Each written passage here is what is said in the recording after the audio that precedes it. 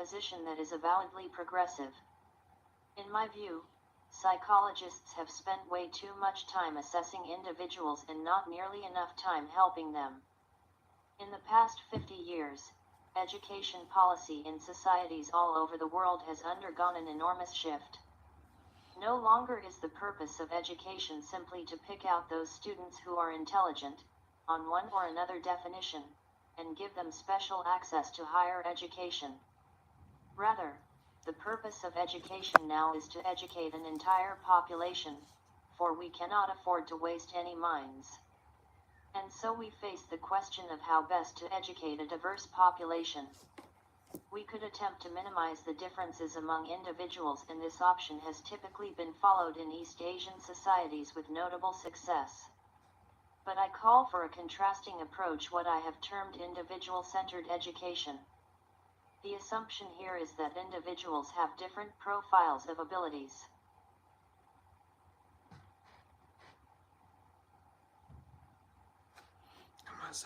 They and the society will be better off if those individual proclivities are honored and nurtured rather than ignored or minimized. How to educate individuals so that each develops his or her potential to the fullest is still largely a mystery. Interestingly, the grant from the Bernard Van Leer Foundation that funded my initial research on MI theory was designed explicitly to discover the range of human potentials. I hope that in the preceding chapters I have identified some promising paths. 8. The humanization of intelligence. According to the analogies introduced above, the several human intelligences can be thought of as separate computers or separate muscles. It is up to us how we use these computers, how we develop these muscles. A computer can be used to compute targets for battle or to plan a campaign to eradicate disease. One's muscles can be used to rescue a drowning person or to slug someone in the course of an argument. As a student of intelligence, my job has been to figure out how these intelligences work, whether or not I happen to approve of how particular individuals use any particular intelligence. In recent years, however, I have turned my energies to the uses to which human beings put their capacities. Working with my close colleagues Mihaly Csikszentmihalyi and William Damon and collaborators at several universities, I have been exploring the nature of good work that is at once excellent in quality and also socially responsible. We have been trying to understand how individuals who wish to carry out ethical and excellent work proceed at a time when things are changing very rapidly, thanks in part to technology, when market forces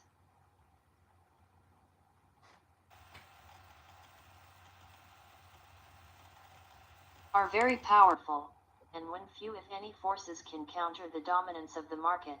See Gardner, Csikszentmihalyi, and Damon, 2001, GoodWorkProject.org. Earlier in this volume, Chapter 2, I questioned the existence of a moral intelligence. I don't think that, in themselves, intelligences are moral or immoral. It is the ends to which intelligences are put that involve goals and values. I still believe this to be the case. But I contend that the challenge for society in the future is not simply to produce individuals who are intelligent, or more intelligent, however defined. Rather, it is to yoke our intellectual capacities to a sense of ethical responsibility, in short, to humanize intelligence. In whatever time I have left in my own professional life, that is the goal toward which my own work will be directed. Audiences for MI theory. When I committed myself in the early 1980s to write a 400-page, rather technical book, Frames of Mind, I thought that it would be of interest primarily to psychologists. Indeed, I thought that my audience would be largely developmental psychologists, who were my closest colleagues within psychology, and, to a lesser extent, neuropsychologists and cognitive psychologists, with whom I had recently been working. While there was some interest among colleagues, particularly those with whom I had personal relations, the book did not have much of an audience amongst psychologists, to whom it seemed somewhat exotic, and among psychometricians. As I noted earlier, the book aroused antipathy. Psychometricians, who were basically wedded to a singular or hierarchical model of the intellect, did not find convincing my assertion that human beings instead have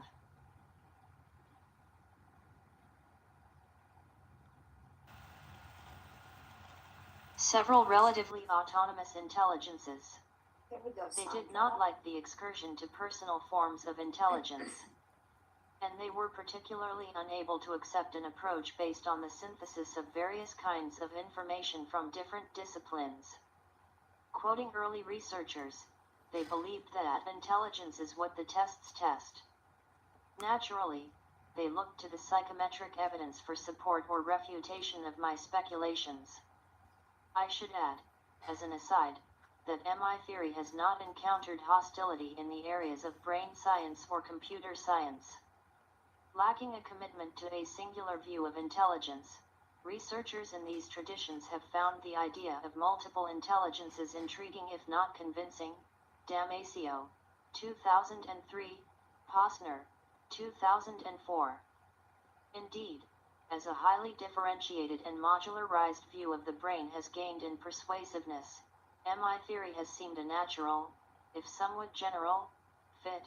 Geary, 2005, Pinker, 1997, 2BNCOSMites, 1990.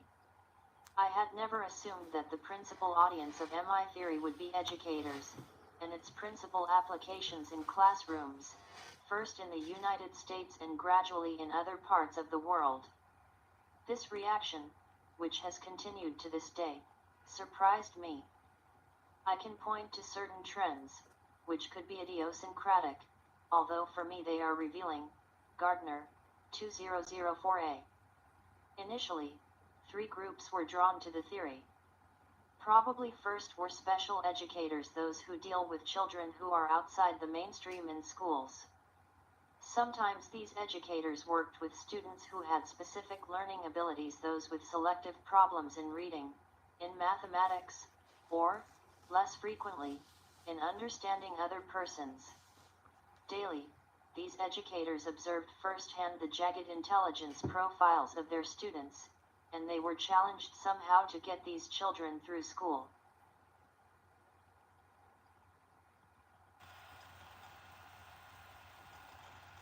MI theory spoke to them loudly, clearly, convincingly. On the other end of the special education spectrum were those involved in education of the gifted and talented. Here there was a mixed, almost bimodal reaction. On the one hand, those who had been calling for a broader definition of gifted and talented, Marland, 1972, Renzulli, 1988, found sustenance in the delineation of multiple talents and the recognition of certain non-scholastic abilities. Early efforts were made to develop assessments of some of the non-canonical intelligences, Kornhaber, 1997, Maker and Nielsen, 1996. Yet, among those of a psychometric leaning, there was extreme unease with the theory. For much of the gifted establishment, the high IQ is sacrosanct. It is one's ticket to membership in Mensa in ever more exalted heights. Anything seen as a challenge to IQ was a threat to be eliminated.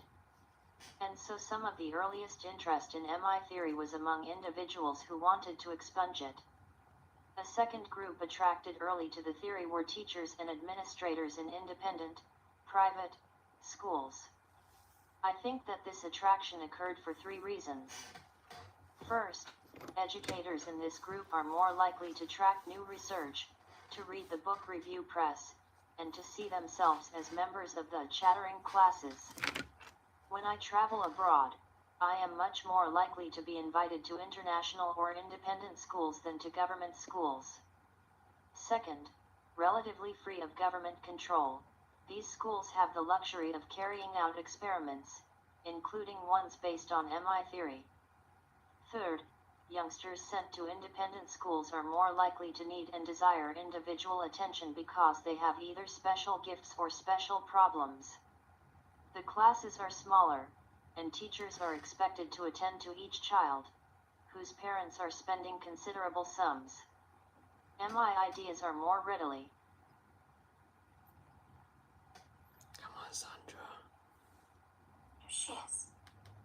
Understood and adopted when one is working with 10 to 15 members in a class than when one has a class of 30, 50, or even more pupils.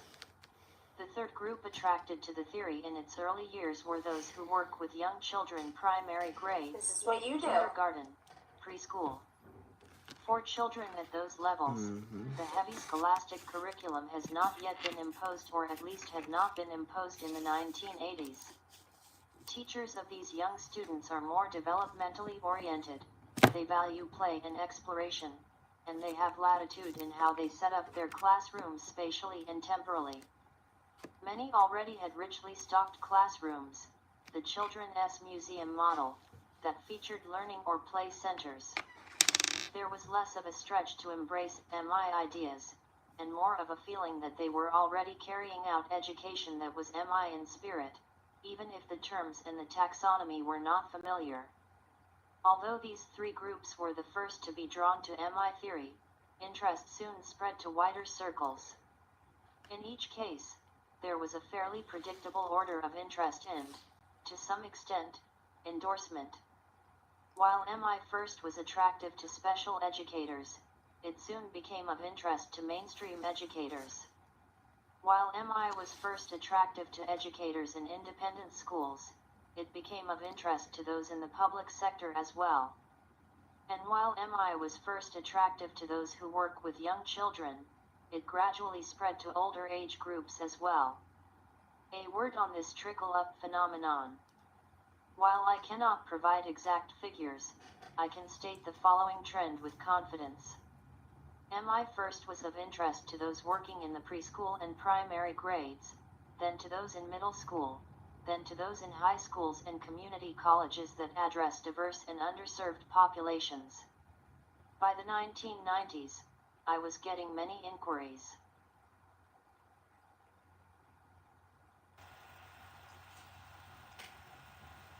About MI theory from secondary schools and colleges, Correal, 2003, Diaz Lefebvre et al., 1998, Weber, 2005.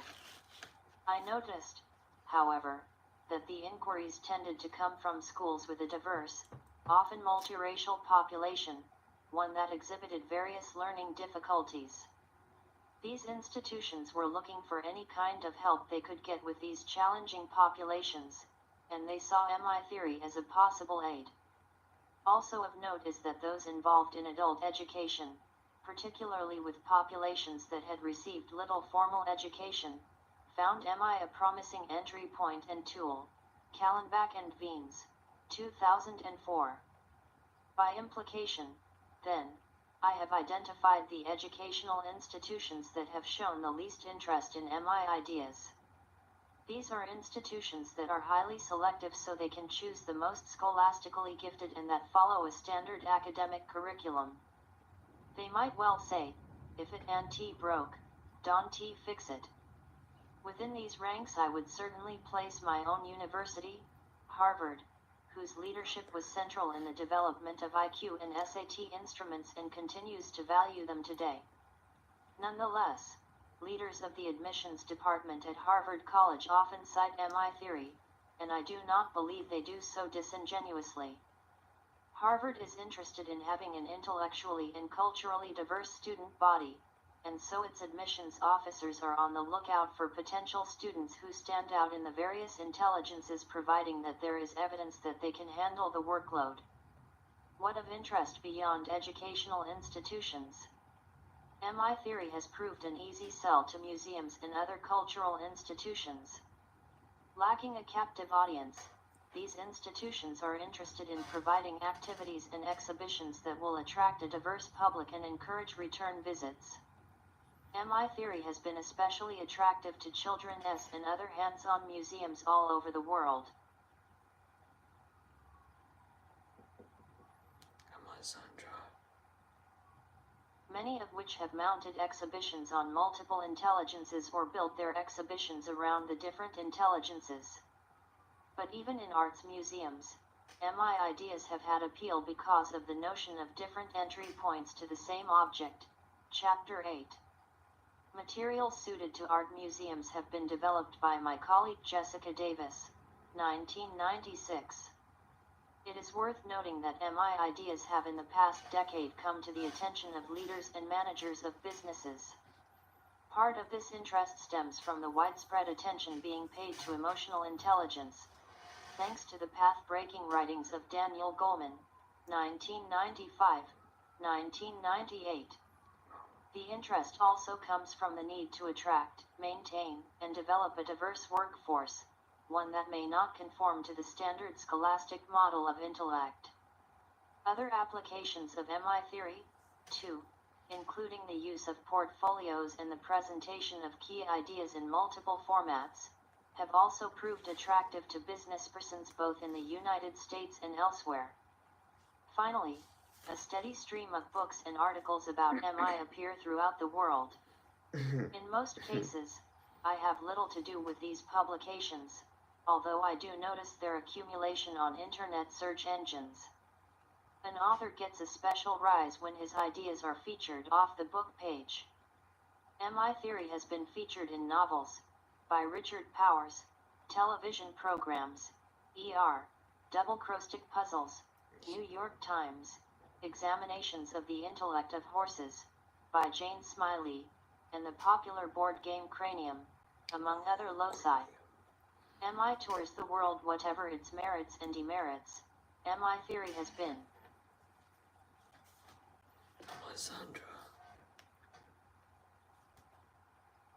generous to me. Responding to those who want to hear more about the theory from its originator, I have had the opportunity to visit many different states and to travel to many other nations. It has been fascinating to discover the ways in which the theory has been interpreted and the activities that it has catalyzed. In preparation for this book, I took notes for a year and a half, May 2004 to November 2005, on some of the intriguing things that I learned as I toured the geographical and the virtual worlds on the MI bandwagon. Different messages before visiting China in 2004. I had no idea how popular MI theory had become. In 2002 there was an MI conference in Beijing attended by over 2,500 educators from 9 provinces and 7 countries, including Taiwan. There were 7 plenary presentations by noted educators and 187 papers accepted for presentation. My colleagues Hai Long Shen estimates that more than 100 books on MI have been published in Chinese. In Shanghai I asked an English-speaking journalist if she could explain the great popularity of the theory in her country. It is quite simple, she said. In the United States, when people hear about multiple intelligences, they think about the special genius of their child or unique configuration of intelligences, the potential that should be developed. In China, it is quite different. If there are 8 separate intelligences, that is now 8 things that all of our children need to become good in. A healthy start in Macau. I received a tour of the island from Mr. Yu. Come on, Sandra. The next morning, he picked me up for my presentation at the Education Ministry. Look what my wife picked up yesterday at the grocery store, he said. He showed me a multicolored flyer that depicted each of the intelligences on a separate leaf. The flyer, replete with illustrations, charts, and figures, was an advertisement for Frisagro processed milk, CP 246. The consumer was informed, if you drink our milk, you will develop each of the different intelligences. Never before had it occurred to me that the MI in the theory might stand for milk. Strange bedfellows. Shortly after my visit to Macau, Mr. Yu traveled to North Korea. In Pyongyang he visited the library and found only 2 books in English. One was the social critic Michael Moore's Stupid White Men, 2004. The other was my 1983 book, Frames of Mind, The Theory of Multiple Intelligences. Mike, did you read that one? Project Zero Mosaic at Project Zero. Did you read the Frames of Mind book? No, I heard about it. Actually, I heard about it, actually. I know. they keep mentioning it. I should probably read that. Sounds good. Research group I have been affiliated with for almost 40 years. We have focused on education for understanding. Some of the Project S work has involved the use of MI curricula and assessments in order to enhance student understanding. The combination of these thrusts has been featured in various American schools, such as the Ross School in East Hampton, Long Island, and Glendale Community College in Glendale, Arizona. I was pleased to see similar efforts abroad. At the Montserrat School in Barcelona and at the MI International Foundation School in Philippines, I saw impressive integration of MI ideas under a rubric of education for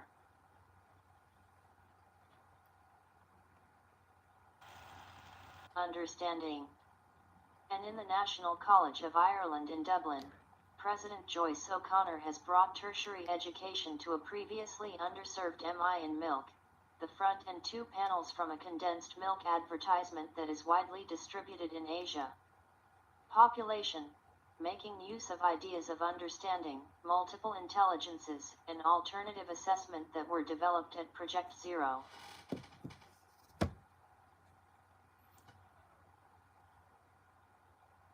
Multiple intelligences and good work after the development of MI theory and its various offshoots.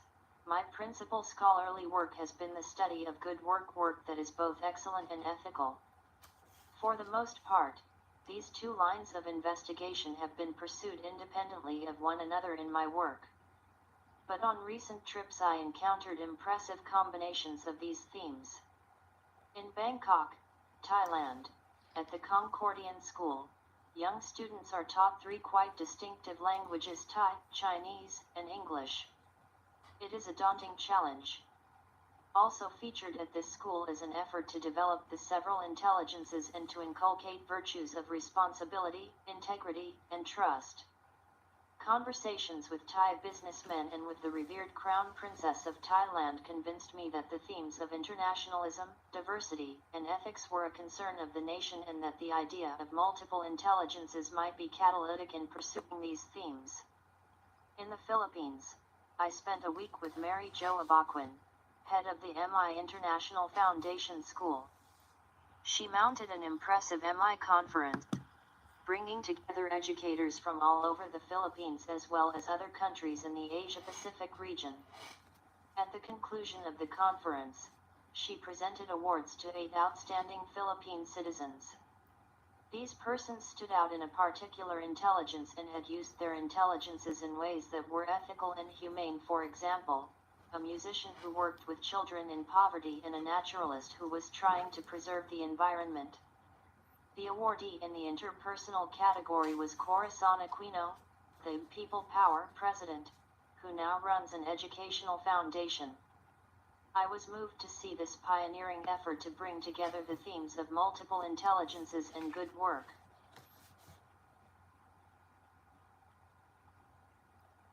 Come on, Sandra.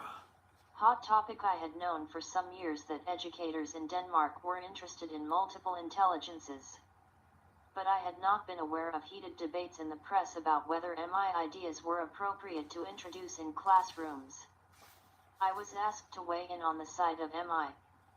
As I mentioned in Chapter 4, the school's minister in the United Kingdom credited a rise in test scores to teachers' greater consciousness of the multiple intelligences of children. Again, this statement evoked considerable discussion among pundits. And in France, slow to respond to the idea of multiple intelligences, the prestigious newspaper Le Monde devoted a supplement to the question, why has multiple intelligences not had the influence in France that it has in other countries? Corporate world, as mentioned earlier, MI ideas are beginning to be used in business settings. In Colombia, I encountered Gerardo Gonzalez, CEO of Scandier International, a financial management company. Gonzalez gave a powerful We cognitive only have like analysis 70 of more corporate culture. pages. He then drew on multiple intelligences theory to explain the ways in which one might change the theories, stories, and skills represented among the employees of a multinational corporation. According to him, it is necessary to present the desired change in culture in as many media and formats as possible, thus using the idea of multiple representations and multiple entry points that I expounded in Chapter 8. Come on, Sandra. Recommendations, regulations, and legislation coming from a country where policymakers are loath to discuss multiple intelligences. I have been amazed to learn of jurisdictions in which the terminology of MI has been incorporated into white papers, recommendations by ministries, and even legislation. Although I have rarely seen the actual wording of the documents, I have heard from reliable sources that MI approaches are part of the policy landscape in such diverse lands as Australia, Bangladesh, Canada, China, Denmark, Ireland, and the Netherlands. A project undertaken by the European Union, called the Leonardo Project, has also featured MI ideas. MI in all its glory. In August 2005 I had the pleasure of visiting Danfoss Universe, a brand new facility near Sonderburg in southwestern Denmark.